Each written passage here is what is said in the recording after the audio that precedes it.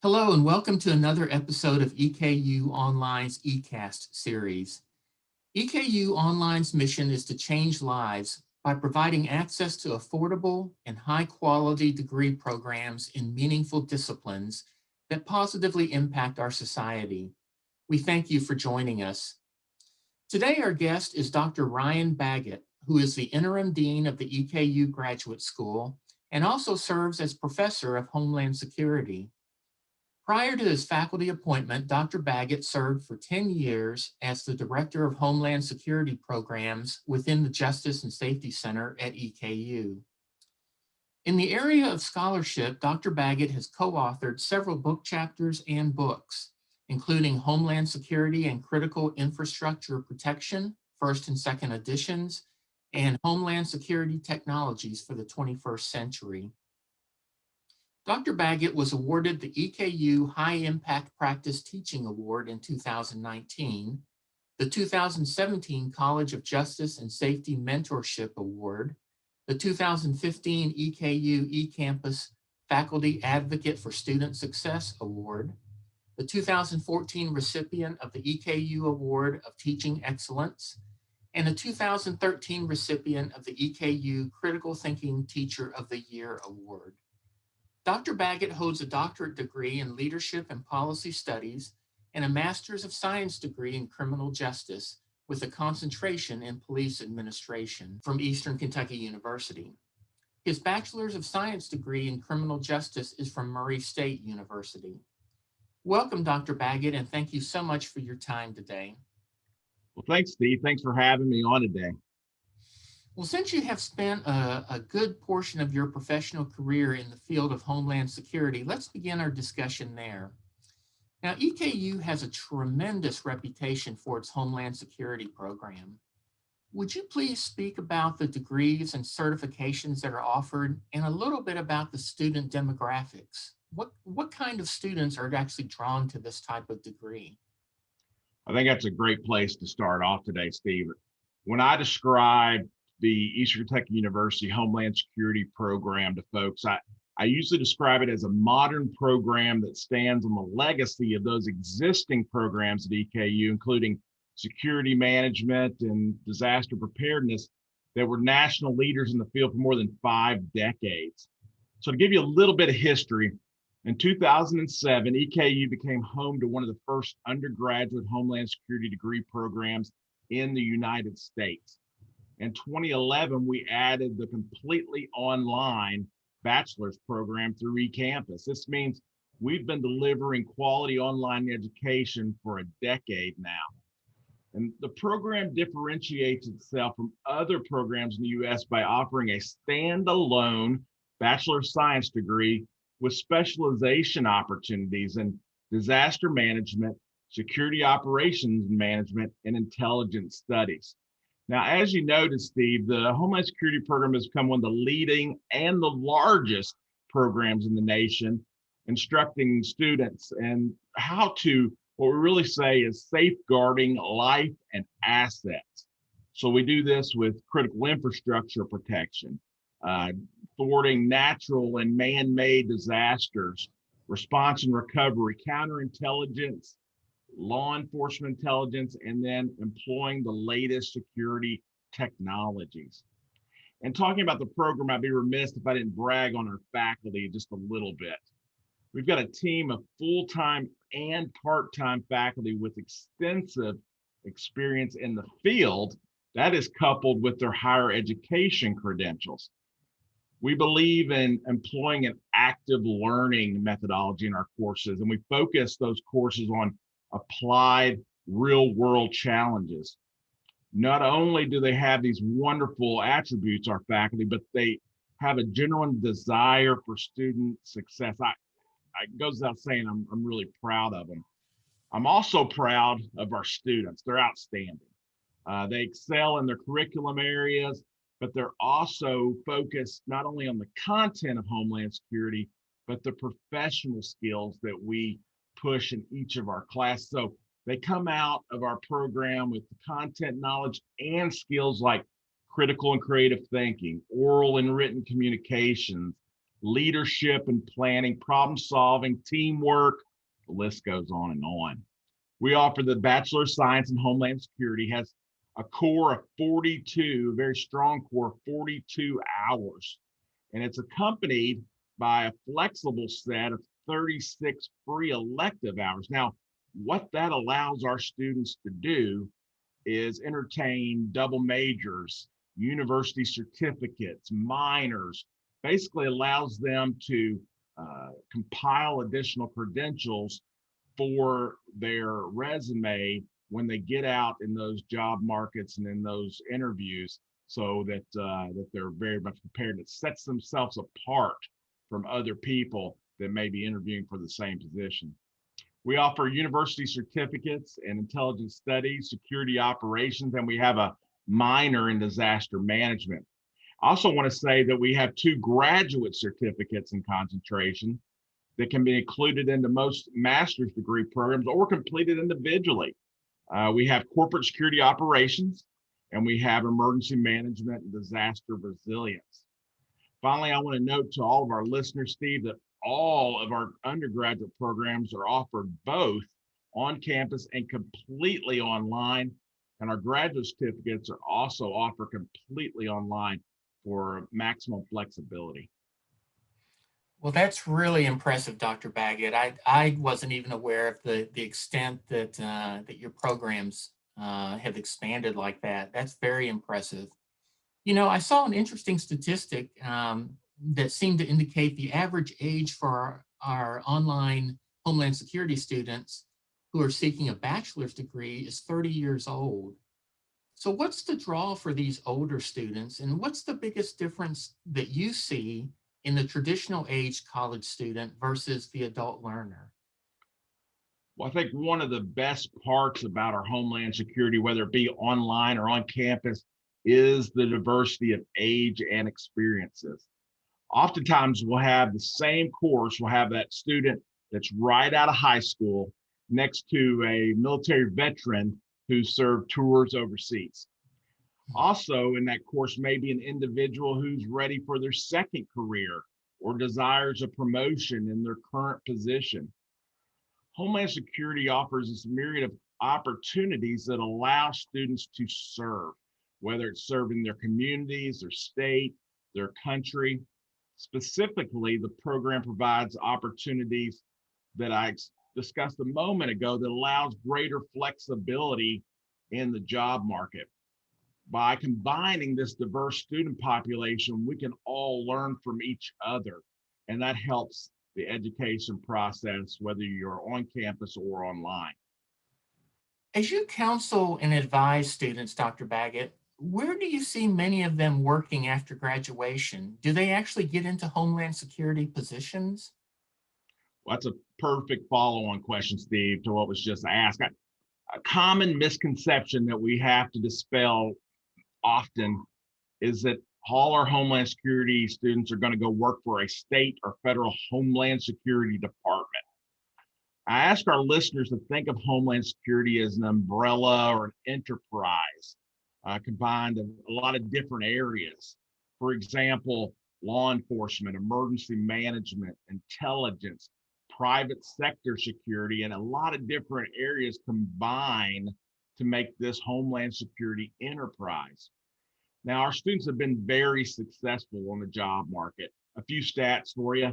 About a quarter of them, about 25%, enter federal, state, or local law enforcement. We have a lot of those folks that come out of the program. We have another 20% or so that go into emergency management. And after that, we have several alums, and this will be very interesting to the listeners because a lot of our students come to us asking about these federal 3-letter agencies. So we have students in many, if not all, of those agencies, including the CIA, the FBI, the NSA, the CBP, the federal government alphabet soup, if you will. We've got it. We also have a fair number of students who work in private sector security, something a little bit different to think about for these large Fortune 500 companies, and also those students who enter the military after their studies with us. All in all, it's a great time to have this Homeland Security degree for a host of opportunities in the job market. Very good. I'm going to shift gears here just a little bit, Dr. Baggett. I noticed that this spring A term that you're teaching a course called Critical Infrastructure Protection. And then in spring B, you'll be teaching Homeland Security Technology. Just to give our listeners a feel, would you speak a bit about these courses and what they entail? I mean, what can a student expect? Certainly. So my focus over the last 11 years as a faculty member, and then the 10 years before working with the Department of Homeland Security, has been on infrastructure protection and risk analysis. So my courses all rotate around physical security, cybersecurity, risk analysis, technology applications. And these courses, these titles and subject areas are essential for our students, but also students in other majors. In fact, if you look at my publications, they've all focused on these areas, as well as the scholarship of teaching and learning. That's what makes the Homeland Security faculty very unique. We all have a little bit of a different focus, a little bit of a different background that comprises the entire program. So our courses pride themselves on application and problem solving. We do our very best to emulate real world situations, challenges with assignments that students can expect to encounter when they actually graduate. There's a great deal, I'm going to tell you, of written communication, a lot of writing, a lot of oral communication, and a lot of critical reading and analysis in all of our Homeland Security reports and courses. As a result, our students are better prepared, I'm sure of it, to compete in the dynamic world that we're currently living in. Now, back to those two courses, the 301 Critical Infrastructure Protection course, we explore how those folks in the field, the practitioners, can safeguard our resources. That's social, economic, political infrastructures. We also teach our students how to problem solve, how to enable resilience and expedite recovery in case something does happen, and something will happen. Just happens that way. This course culminates in the development of a sector analysis plan. Now, as an aside, Steve, I also teach an advanced section of this course for graduate students in the winter and summer. The other course I'm teaching in the B term is the Homeland Security Technology course. It's a bit different in that we look at technologies across multiple areas of Homeland Security. Specifically, we're looking at the possibilities of emerging technologies. So, you look at the consumer electronics shows, you look at all these things that come out. We're trying to see if there's some creative applications to address our threats and hazards in the United States. We also look and see how Homeland Security professionals can utilize those technologies or not in the most efficient and productive manner. So whether some like it or not, we all know that technology is going to be a foundation in our lives. We teach our students not to view technology as this panacea or cure-all, but rather to evaluate the advantages and disadvantages and then make an informed decision before investing, training, and implementing. It's inevitable students will utilize these skills throughout their career, so they need to understand how to implement them effectively.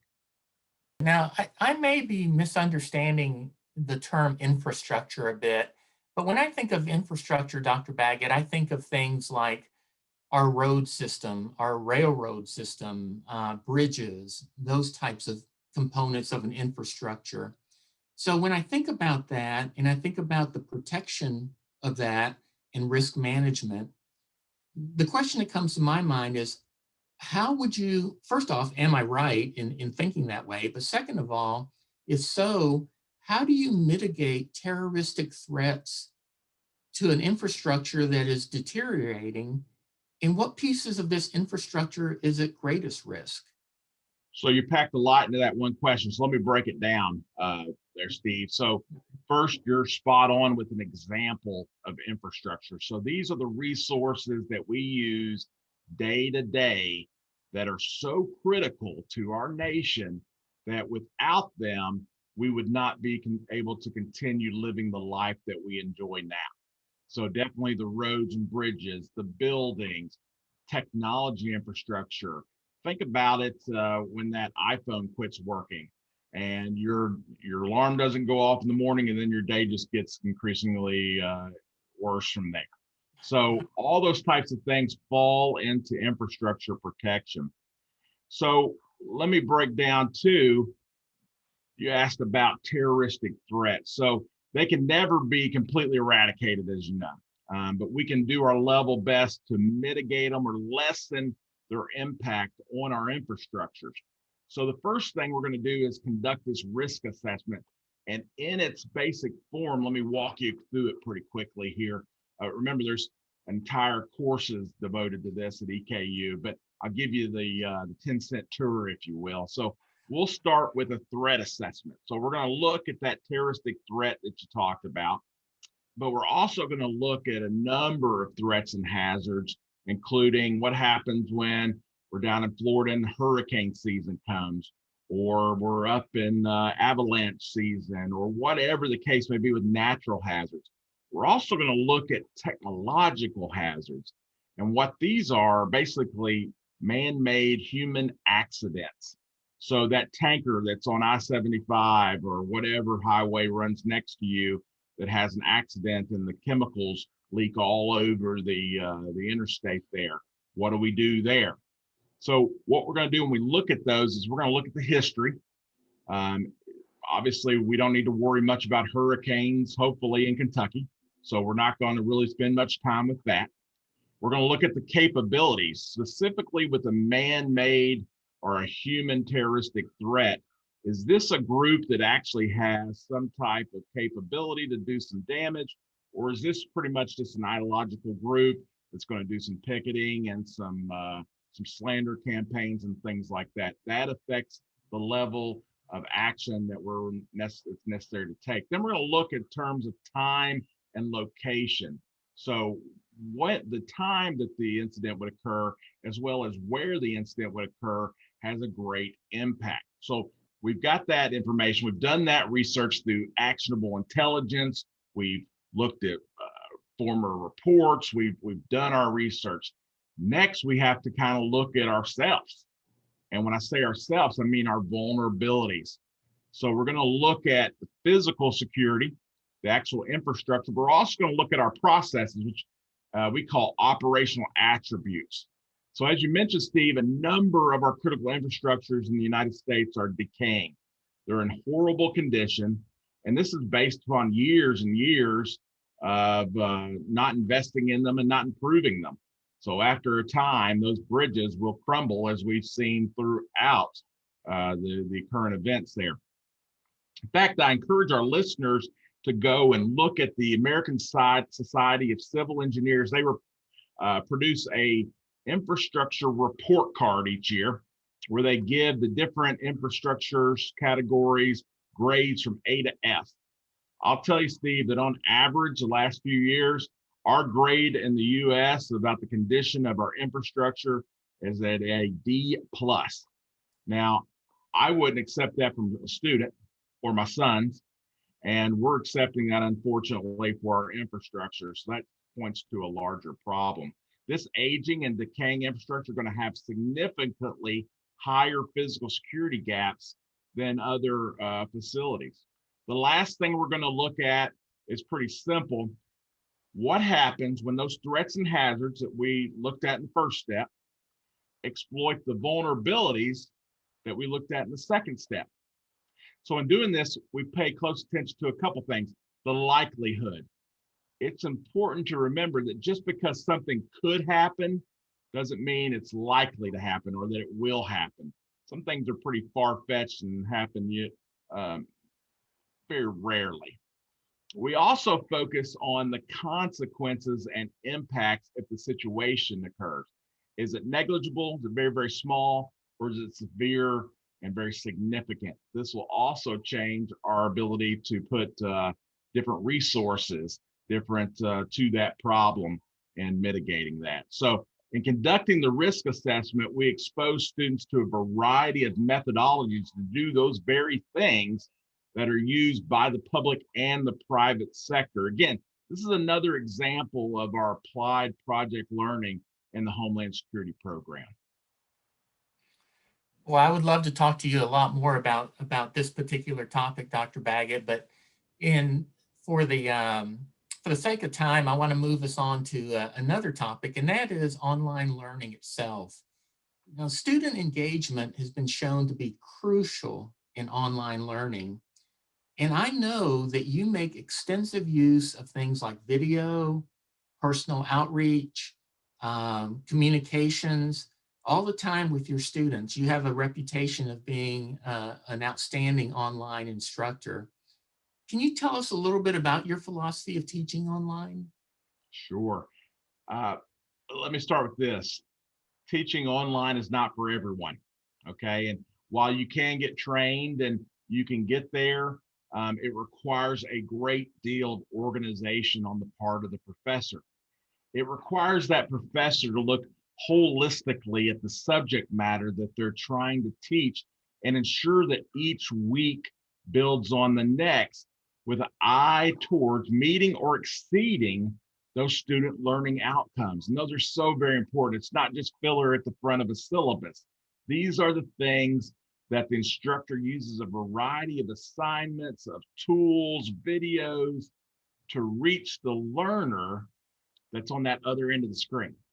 So some learners are visual, like me. I'm a very visual learner. Some may be more analytical or auditory. So an instructor teaching online has to ensure a variety of assignments or deliverables. This is going to enable all the students to better comprehend the information. And quite frankly, it makes the course a lot more enjoyable for everybody involved. Now, regarding outreach, it's really at the core of online learning. I think everybody, Steve, has had a better taste of online learning, whether they liked it or not, during our pandemic, everywhere from the kindergartner to the business person who's on Zoom all day. Now, my job as the instructor is to help the student understand that they're important and they matter. They matter to me and they matter to the program, and that their learning and their success is the reason I'm on this end of the computer. That's what we do as online educators. Those solitary moments behind a computer screen can be lonely. And online instructors have to do their very best to engage in messages, videos, course elements. Something as a simple email will allow that student to understand that they really do matter and the instructor really does care. So to our listeners, I want to assure you that at EKU, there's a team of folks who work diligently on these very things every single day. So not only do you get the same experienced professors as they are in the on-campus classes, but you also get a team of talented instructional designers and other staff who really do care about the student. That's the difference at EKU. Very good. Just tell me, Dr. Baggett, I'm just curious, what do you enjoy most about teaching online? I think some of the same qualities that students enjoy about taking online courses probably apply to me in teaching online. For example, I really enjoy the flexibility of teaching online. It allows me to do other tasks in the day, and then it's necessary to do things at night on the course or whenever I need to. I also, Steve, enjoy the 8-week course duration of the courses of most of our eCampus courses. I've always felt that this shorter duration allows students to focus their attention to a specific subject area before moving on to the next. Now, they may take fewer courses during that 8-week, but it all averages itself out over the course of a semester. I also enjoy meeting students from Kentucky, but also throughout the world that we have in the eCampus program. From a teaching and a learning perspective, I actually get excited when I'm given the opportunity to develop an online course. It may sound a little nerdy, but the ability to research and explore new ways to deliver information, it's stimulating to me in my mind. It keeps me going. Looking at new technology tools, working with our instructional designers and our film crews, and just looking at new projects to undertake and the new information, it keeps me engaged in my profession. I'm then able to take all of that research and work and share it with the students. It's very gratifying for a professor to be able to do that. Well, I'm going to shift gears one more time here with you, Dr. Baggett, and it's mainly because we live in very interesting times here. And I want to talk about an incident that happened that I would like your professional opinion on. On January the 6th of this year, we had the attack on the US Capitol. And that was certainly something that I never thought I'd see, not only in my lifetime, I just never even considered it as an option that it would be attacked. Can you speak to the role that the Department of Homeland Security had in that event? Certainly. And as a Homeland Security professional, what's important is to remain as objective as possible through all of these situations and to use a replicable and defensible framework and enable it to be put into some type of perspective, if you will. So obviously the January 6, 2021 actions at the Capitol left a sick feeling in my stomach like it did many others. That goes without saying. That's the non-objective piece, but I'm feel pretty sure that I'm in the majority with that. So when we go back to looking at a risk assessment piece, a threats, vulnerabilities, and consequences, I want to focus a little bit on the consequences here, Steve, of what happened because of that attack. So there's a number of ways that we can evaluate consequences in a risk management framework. The two I want to focus on a little bit just for a second, loss of human life. So that's obviously a main way that we look at consequences. There were 5 human lives lost with this tragedy. The second piece is maybe something that folks don't think about quite as much, but it's huge, is the psychological effect. We measure consequences on the psychological effect that it has to us as a citizen or an individual or whatever you want to couch that in. So one of the key symbolic features of our U.S. government was attacked that day. That has psychological effects on many of our citizens here and visitors to the United States. But also, they play on the other side of this Monday morning quarterback a little bit. But for me, there's a couple of unanswered questions that come with this Capitol attack that I think we really need to get to the heart of before we can move on. In Homeland Security, several of the courses that our students take are in intelligence gathering, collecting, analysis, basically trying to understand, based upon what's happened and what we know, what could happen in the future.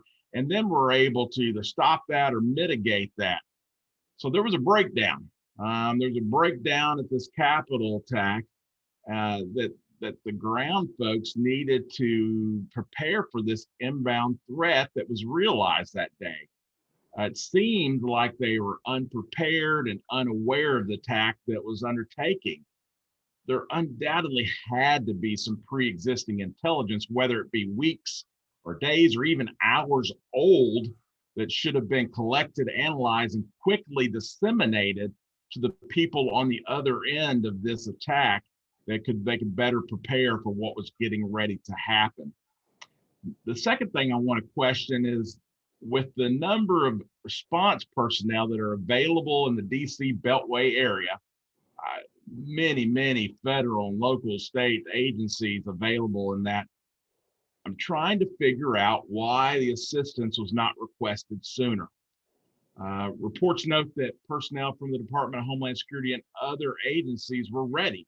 They were geared up, they were ready, but they can only respond if they're called, if they're asked to provide mutual aid with that. Unfortunately, they were called, but that call didn't come soon enough. And you could see the effect of the damage that we talked about, the consequences that occurred because of that. So I think that's another piece that needs to be analyzed in this after action report. So in the end of the day, whether it's objective or subjective, the loss of life and that destruction of properties, it's inexcusable, quite frankly, from a Homeland Security perspective. We've got to ensure that we've got measures in place to make sure this event does not happen again within our country. You know, that's really interesting, and it really leads really well into this next question. Given the nature and state of our culture and country at this point in history, which, as you mentioned, psychologically has probably impacted people a lot more than they really think, what would you say to someone who is really interested in pursuing a degree in Homeland Security? What would you tell them now, given the state that we're in? So I've always said this to students, whether they were sitting in front of my desk with their parents on a high school visit, or if they're that student that's in the second part of their careers. But if you really want to make a difference, if you really want to serve your community and your country, there are a number of ways to do so in Homeland Security. So it doesn't have to be the public sector, it can be the private sector. There are a number of opportunities that exist. So we're ready for folks that are willing to safeguard that life and assets. But I'm going to tell you, the road ahead is going to be bumpy. And for the next several years, foreseeable, it's going to be bumpy, but it's going to be so rewarding to be able to be on the other end of that, to make informed decisions that bring about change to our country so that life does become better in those aspects. We're going to remain optimistic. We're not going to give up hope that our best days are going to be ahead of us. We need hardworking women and men with integrity to serve in these roles. So I'll tell your listeners the same thing, though, as a kind of just a caution type thing. Many of our careers are not in small or rural areas, Steve, in Homeland Security, unless those are just part of an individual's larger jurisdiction. Homeland Security professionals have to be willing to reside in larger areas and travel when necessary. If this sounds exciting, then Homeland Security may be the right decision for them, but it's not for everyone. Folks need to look within themselves, decide what they want to do, and then take it from there. But it's a great, rewarding career if that's what they choose.